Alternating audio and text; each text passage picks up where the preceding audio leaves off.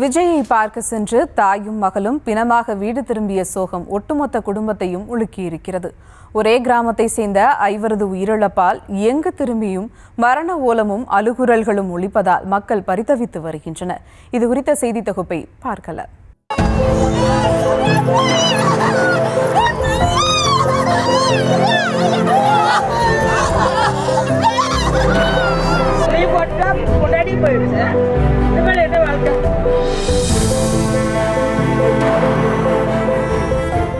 ஏற்கனவே ஒரு மகளை இழந்த துயரத்தில் இருந்தே மீளாத இவருக்கு அடுத்தடுத்த பேரிடியாய் தலையில் விழுந்திருக்கிறது மனைவியின் மறைவும் மற்றொரு மகளின் இறப்பும். ஒட்டுமொத்த குடும்பத்தையும் ஒரே நிகழ்வில் வாரி கொடுத்துவிட்டு வேதனையில் தவிக்கும் இவரை என்ன சொல்லி தேற்றுவது?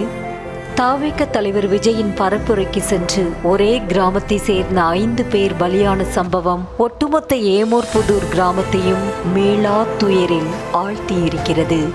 அதுவும் ஒரே குடும்பத்தை சேர்ந்த தாயும் மகளும் உயிரிழந்த நிகழ்வு வேதனையின் உச்சத்துக்குரியதாகவே மாறியிருக்கிறது.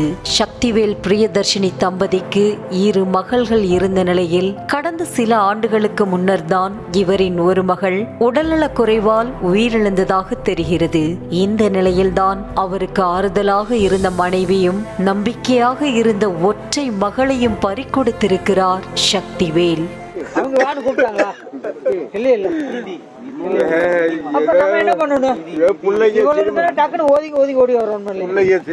தீவிர விஜய் ரசிகையான பிரியதர்ஷினியின் மகள் தரணிகாவும் எவ்வளவு தடுத்தும் தன்னை மீறி விஜயை பார்க்க சென்றதாக கூறும் சக்திவேல் கூட்ட நெரிசல் ஏற்பட்டதை அறிந்து உடனடியாக மனைவியை தொடர்பு கொண்ட போதும் கூட வீட்டிற்கு வர மறுத்து வாய்ஸ் நோட் அனுப்பியதாகவும் குமுறுகிறார்.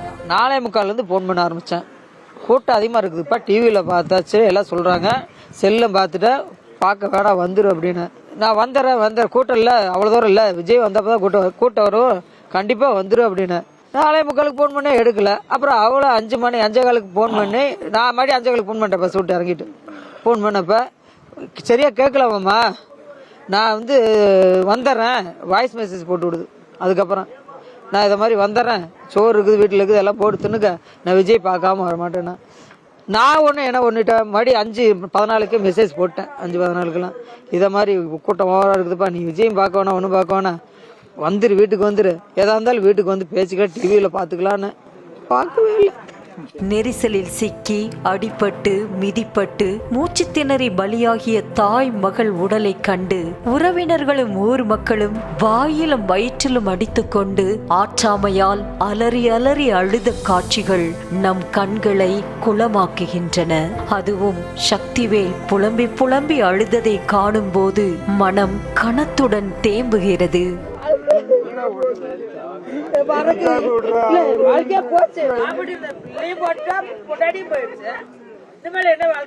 நீயும் வாச்சித்தி விஜய பார்த்துட்டு வருவோம், ஒரு நாள் தானே லீவ் போட்டுட்டு வாயேன் என அக்கா மகள் தன்னை வற்புறுத்தியதாக கூறும் பிரியதர்ஷினியின் தங்கை, நான் மிஸ் பண்ணிட்டேனே, நான் போயிருந்தா கூட ஏதாச்சும் பண்ணி காப்பாத்திருப்பேனேன்னு தனது வேதனையை கொட்டி தீர்த்தார். எதுவுமே சொல்லலையே, நான் வேலைக்கு போயிட்டேனே, எதுவுமே தெரியாதே, சாயந்தரம் 5 தான் தெரியும், 9:30 தான் நானே வீட்டுல வந்தேன், அவ்வளோ டிராபிக்ல இருந்தேன், வீட்டுக்கு வந்துதான் தெரியுமே, வீட்டுக்கு வந்து 9:30 வீட்டுக்கு வரும்போது தான் சொல்றாங்க. அது வரைக்கும் எனக்கு எதுவுமே தெரியாதே. 2 தடவை ஃபோன் பண்ணி 10 தடவை ஃபோன் பண்ற எடுக்கவே இல்லையே, பேலன்ஸ் பிசினே வந்துச்சு, மெசேஜ் பண்ண எந்த ரிப்ளையும் இல்லை, வீடியோ காலும் பண்ணாலும் நெட்வொர்க் இல்லையே. கடைசி வரைக்கும் நான் பார்க்காம போயிட்டேன். கடைசி வரைக்கும் என்னை ஏமாத்திட்டு போயிட்டாங்க. காலையில சொன்னா என் புள்ள சொன்னா, சித்தி லீவ் போட்டு வா சித்தி, மத்தியானம் போலாம் சித்தி அப்படின்னாலே நான் மிஸ் பண்ணிட்டேன். 2 பேர்த்தையுமே மிஸ் பண்ணிட்டேன்.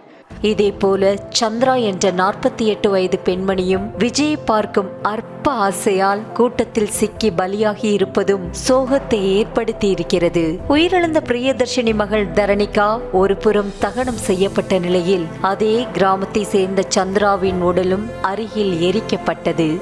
இது தவிர அதே பகுதியை சேர்ந்த 10 வயது சிறுவனான பிரித்திக்கும் 60 வயதான அருக்காணி என்ற மூதாட்டியுமே கூட்ட நெரிசலால் பலியாகிவிட்டனர். இப்படி ஒரே கிராமத்தை சேர்ந்த 5 பேரின் மறைவால் கிராமம் முழுக்க மரண ஓலமும் அழுக்குரலுமே நிறைந்து காணப்பட்டது.